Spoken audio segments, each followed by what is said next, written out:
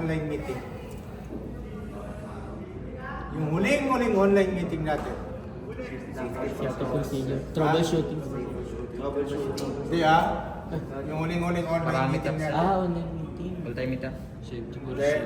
Ay, may safety. Safety, di ba?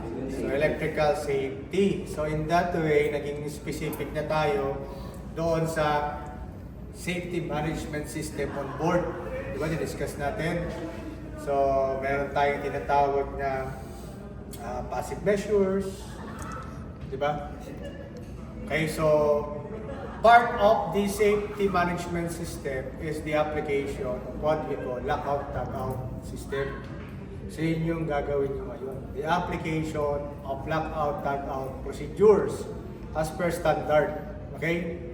So ibig sabihin, ano ba purpose ng lockout-tagout? So during our lecture, review ko lang kayo. So yun yung way natin para ma-prevent natin na for example, may ginagawa kayong repair or any type of rectification on the system. So dapat yung lockout-tagout nyo will prevent any risk na pwedeng mangyari dun sa gumagawa dun sa system. Such as re-energization of the circuit. Kasi kung wala kang lockout-tagout, kung may galit sa iyo kasama mo sa barkot, hindi na yan, patay ka.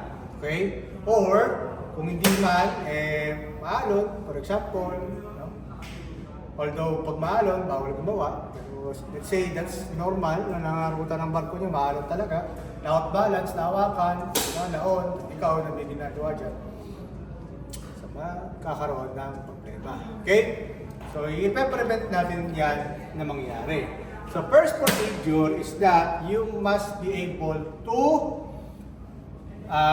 locate your circuit. Tignan nyo yung circuit nyo. For example, ito kasi obvious Ang circuit na gusto kong i-test nyo or saan nyo i-apply yung lockout-tagout, for example, direct online. So, ano ba yung circuit na involved dyan?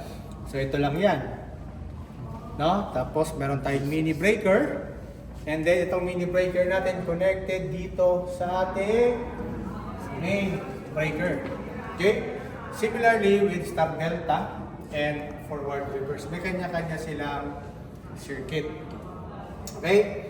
So iti-trace natin yung circuit and dapat hanapin natin ano ba yung mga device that serves as isolating device. Kumbaga sila yung nag-isolate, sila yung responsible for opening the circuit. Ano yun?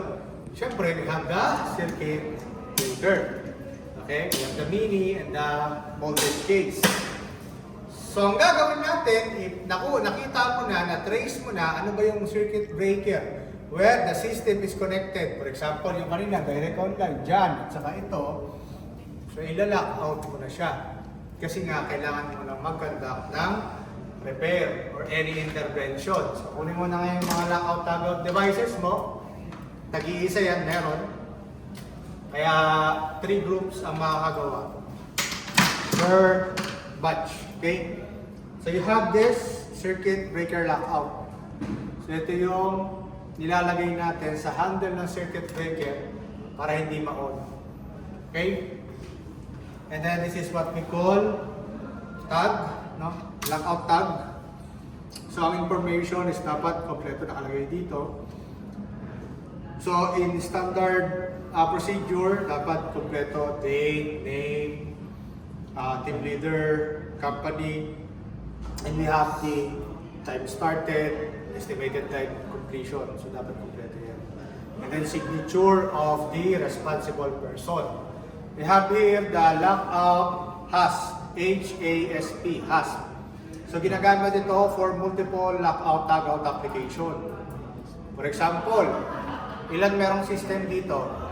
Tatlo. Ilan yung ating main breaker? Isa. So, pag naglagay tayo na lockout-tagout dito and then simultaneously, may tatlong responsible team na gumagawa dyan sa separate circuit, so meron kayong dapat tatlong lock na nakalagay dyan. So yung purpose mo, bakit may mga additional slots dito? Kasi dito nilalagay yung lock. Multiple lockout-tagout application ang tawag doon. But in our case, dahil marami naman tayong pwedeng gamitin, so isa-isa lang. Okay? So So, once, you have to make sure that the circuit is off. Lahat ng breaker mo off. Naka-off na ba yun? Okay. Sir. And then, lalagay natin yung lockout. So, para yan ay mag-fix, so i-screw lang natin, pahigpit, clockwise, hanggang kumapit siya.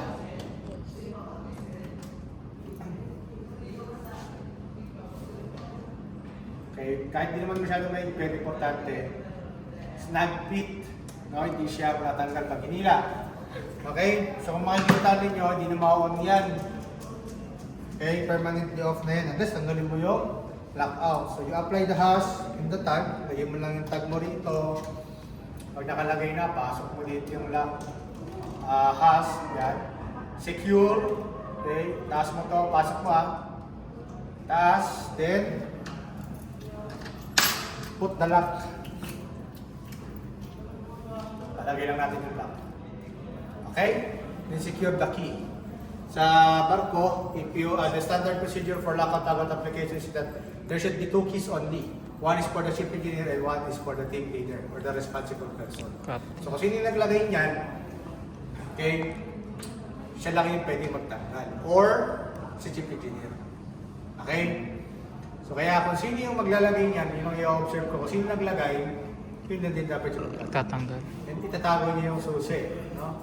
May cases wherein assessment, after niyang ilagay yung lock, nilapag niya yung susi dito, no? Tapos, nung natapos na sila, tatanggalin niya, hindi niya makita yung susi. Nakawala na yung susi. Okay? So, ang nangyari, tapos na yung oras niya, tapos na yung 10 minutes, nakakapit pa rin yung lock. So, ano ibig sabihin? Fail. May nagtago ng susi niya, ewan ko sino nagtago. Pero kasi dapat i-safe keep mo doon. Yes. Okay? So once you're done putting the lockout tagout device, dyan na papasok yung testing. So i-verify natin, off na siya. But we have to check using this measuring instrument if talaga bang wala ng kuryente. There's no presence of voltage. 3-phase yan, so all parameters are AC. Okay, current and voltage parameters. Hawak. So AC lang natin. Dahil nakapatay naman to, formality lang yung testing para lang ma-apply natin yung procedure. So in reality, if we turn off the breaker, may kuryente yan sa input side, di ba? Kasi ito hindi naman natin mapapatayan unless tatanggalin natin. Pero supposedly, kapag naka-off yan, walang tatagos. Tama? Yes, sir. So ang gagawin natin is a criss-cross checking of voltage. So from line 1 input to line 2 output. Okay? And then line 2 input, line 3 output. Then line 3 input, line 1 output. Criss-cross method. Bakit? Kasi may voltage dito eh. Okay? So, if ever that we do this, no? For example, line 1, line 2, kung energized dyan, isang line lang, magkakaroon ng measurement, pero is very small amount of voltage kasi live pa yung isang wire mo. Okay? So, minsan nagpo-pulse reading siya. Unlike kapag dito ka nag-check, isang live, saka isang supposedly not, may makukuha ka dyan. Kasi for example, ang input voltage mo 440. Pag kinuha mo dito sa input side, 440 yan. Pero pag kinuha mo dito, bibigyan ka lang din ng 30 to 60 volts. Kapag 30 to 60 volts ang binibigay niyan, ibig sabihin, wala nang tumatagos na voltage dito. Ganun ang wave. Okay? Now, hindi nyo naman kailangan sabihin yun. Basta gawin nyo lang yung checking. For example, after you put this, okay, you check the voltage. And then, since you have the secondary breaker there, you must also check the voltage. Baka mamaya, oo nga, nakapatay na to, pero baka mamaya pala, may, let's say, may ground na yung napupuntahan nung shorted circuit natin sa other system, dyan pupunta sa breaker na yan. Oo, kasi direct online ang pinagawa ko eh. So ito yung breaker na test nyo. So i-on mo to, and criss-cross method pa rin. Okay? Ganun pa rin, criss-cross method. Okay? 1, 2, 3. Formality lang yan, so wala talaga yung mga measure. After that, Kung na-confirm na natin na walang voltage, off mo lang ulit. And then, since we have resistive materials here that are capable to store electrical energy, i-discharge natin yung residual energy. Paano natin i-discharge? By pressing the start button for 3 seconds. 1, 2, 3. And then, kung dito, iyan lang pipindutin mo. Pagka start delta ang na-assign, start push button. Pag forward reverse, dalawa yan. Start forward, start reverse. Now, after you discharge the remaining electrical energy, i-measure mo if may voltage pa ba sa output side ng overload relay. So ito, parallel na yan. T1, T2, T2, T3, and T1, T3. Okay? So once you're done testing that, na-confirm natin na walang voltage, then you are ready to conduct or to perform your intervention. For example, may papalitan ka, kasi safe na eh. Tama? Pero hindi nyo gagawin yun, ha? So next procedure is that, kung na-check nyo na yung output side ng overload relay, tanggalin nyo na to. Kasi i-retest na natin siya. Assuming na natapos na natin yung repair. So that's the time, tatanggalin mo na to. Kaya nga 5 minutes, kayang-kaya ito. Okay? Pagtanggal, pag nalaglag, minus 20. Dapat walang malalaglag. Okay, so pwedeng pagayon. Sabit ko lang yun dyan. Then, Walang kaya mag-scope sa atin. Sino? okay. Counter sa muna. Yun lang kasimple. Simple lang gawin. Basta pa-clockwise. So once you're done, yun yung time patanggal. Minus 10. Okay? So ayan. Okay, tapos na ka. Tapos na! Yes, sir. Okay, so ang gagawin na lang natin dyan is to recheck the system. So usually, on natin yung main, on natin to, tapos paanda rin natin. Clockwise eh. Pero dun sa pagtanggal ng lockout tag-out, tapos na yung procedure. Rating ko ha, 6 lang yung procedure niyan eh. First, allocate the circuit breaker. Second, apply lockout tag-out. Third, check for voltage verification. Dito, and then fourth procedure, discharge the residual energy. Discharge button. Fifth procedure is, okay, check for the output voltage of voltage. relay. And then sixth procedure is remove the lockout. Simple as that. Yes, sir. Ito lang gawin. Bali sir, per circuit po gagawin niyo. Hindi. Oo nga. Isa lang naman dyan. Sir, di ba pag sa circuit po nakabukas? Kapag sa mini breaker, should be on. Okay, para makita talaga natin kung may voltage siya. Okay, kasi pag naka-off yan, tapos nag-criss-cross method ka, wala makukuha dyan. Lahat sir, pati dito sir, ita-testing din. Kung may... Kung ano ma-assign sa'yo. Mm. For example, na-assign sa inyo, forward reverse. Ito Dalawa. lang pakikialaman nyo, huwag yung pakialaman yung dalawa na yan. Hindi, tanong ko lang. Positive, negative. Wala ka ng positive and negative dyan.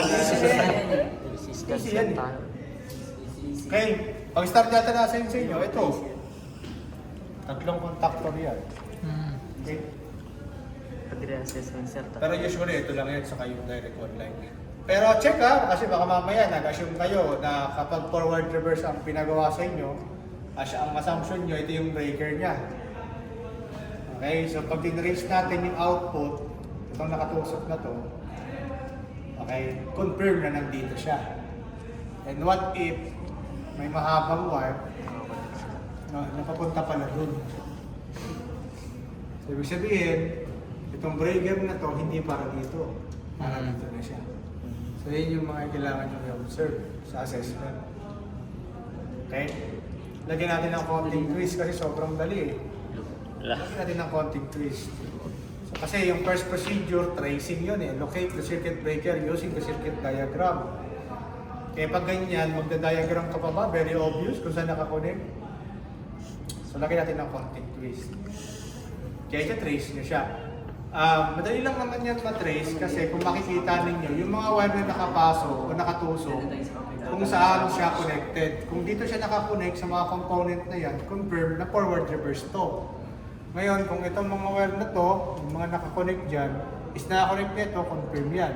Pero kung nakita nyo na yung wire ay papunta dito, or papunta dito, para dito yan, sa forward reverse, itong breaker.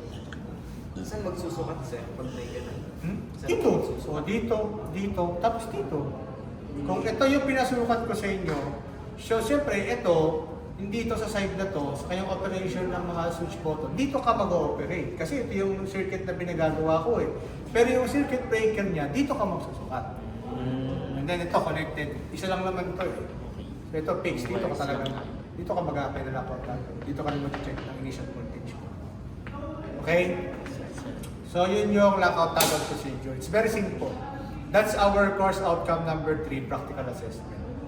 So yung practical assessment natin by next week. Bali sir, pag yung circuit breaker niya sir, yung forward reverse po, instead naka-konektado po silang dalawa sir. Yung itong wire na siya, sir, dito naka-connect. Bali yung wire lang dito sir, tsaka magkaiba po sa magkaibang susukatan sir. Parang hindi sila parehas ng susukatan sir. Parang kunwari sir, dito forward reverse. So, Yan then lang. yung forward reverse na yan is for the circuit. Hindi yan for the breaker. Ah, So, sir. Lang kayo may iba. for example, itong circuit na to nakakonect dito. Dito ka kukuha ng check ng voltage. Since ang secondary breaker mo is ito, connecting dito ka kukuha ng circuit. Okay, sir. Tapos kapag kukuha ka na residual energy dito, kasi ito yung pinagagawa ko, forward reverse. Tapos susukat ka ng output ng overload relay dito. So, bali si circuit Okay. breaker lang yung nalito. Ano, kaya na? Yes, sir. Yes, sir. Discuss. Pa-discuss muna ako sa groups nyo. Tapos kausapin ko si Benjo. Siya papuntahin ko rito para mag-facilitate. So ang performance nito by group. Kaya nga kayo 887 kasi per group, tatlo dapat. Diba? 8 kayo? Kulang pa kasi kayo ng isip. Pero okay lang yan, dalawa, tatlo. Kung sino yung representative na nandito, tauhan nyo isa-isa. Okay? Para at least, walang mamaya, kayong tatlo, kayo rin yung magkakagrupo, kawawa naman yung dalawa, walang alam na, hindi nila alam kung ano gagawin. Di ba, Nag? Yes sir. Sige.